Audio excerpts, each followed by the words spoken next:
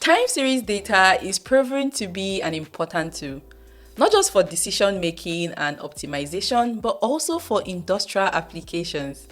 Time series data is used to seek insights into operations, create alerts based on real-time analysis, and forecast future trends. So in today's video, I'll share with you 10 facts about time series data. If you're new to time series data, it is a sequence of data points collected over time intervals, allowing us to track changes over time. Time series data can track changes over milliseconds, days, or even years. Be sure to check out our time series playlist as we have lots of videos that will bring you up to speed on all things time series and what you can do with them. And I'll be sure to link it in the description box.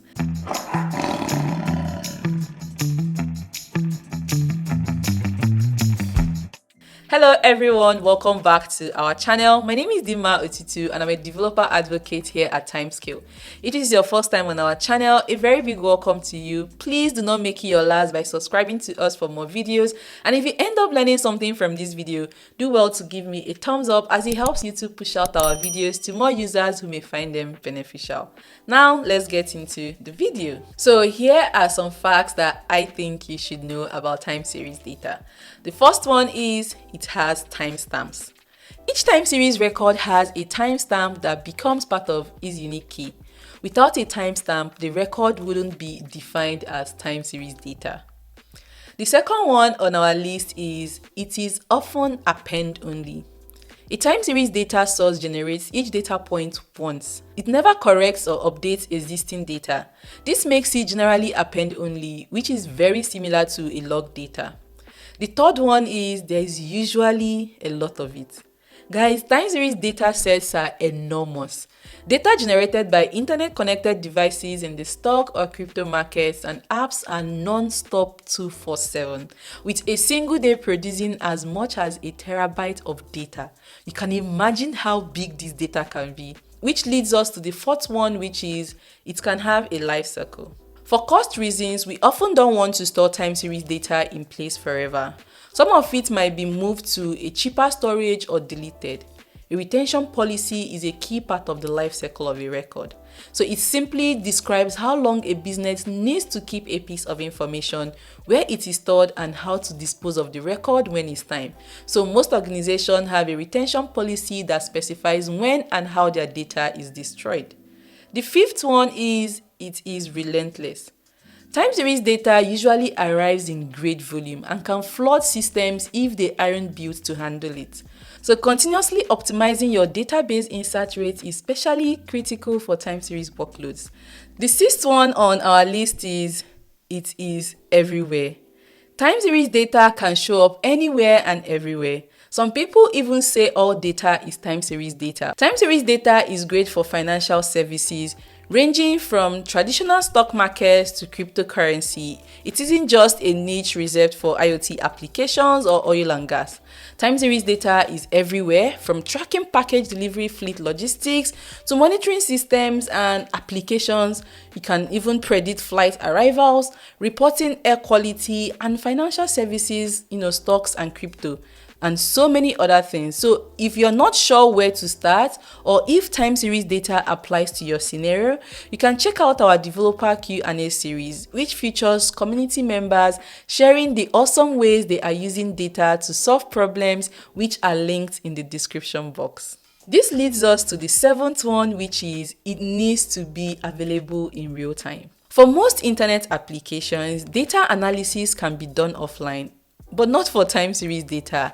Time series applications, we often want real-time analysis so that we can monitor the status, derive patterns, or raise alarm when needed. The eighth one on our list is analyzing it can help you predict the future.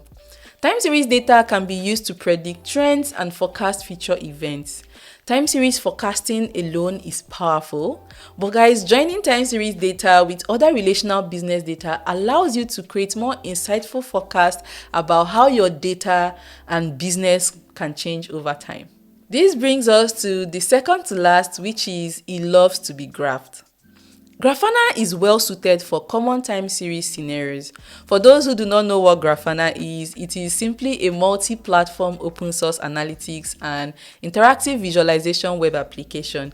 It provides charts, graphs, and alerts for web when connected to supported data sources. We love it here at Timescale, and we have lots of videos on how you can use time series data, TimescaleDB, and Grafana together. Grafana is well suited to common time series scenarios, but there are lots of features that you may not know how, when, or why to use them. So we have a dedicated video on how to use Grafana for beginners.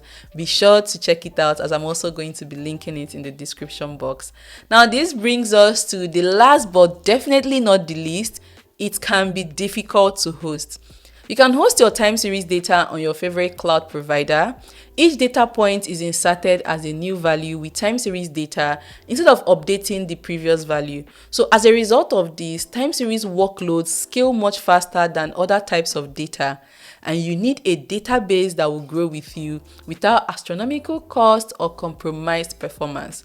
We launched our managed service for TimescaleDB to solve this problem. What it basically does is that it allows developers to get the power of TimescaleDB with worry-free operations and the ability to grow, shrink easily, and migrate workloads. To try it out, you can check us on timescaledb.com/cloud. It is free for 30 days and you don't even need a credit card to get started. Well guys, this is all I have for you in today's video.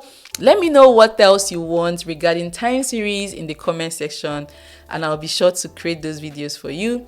Thank you very much for watching, and if you haven't subscribed to us yet, please click on the subscribe button. And if you ended up learning from this video, please give this video a big thumbs up, and I'll see you in my next video. Bye!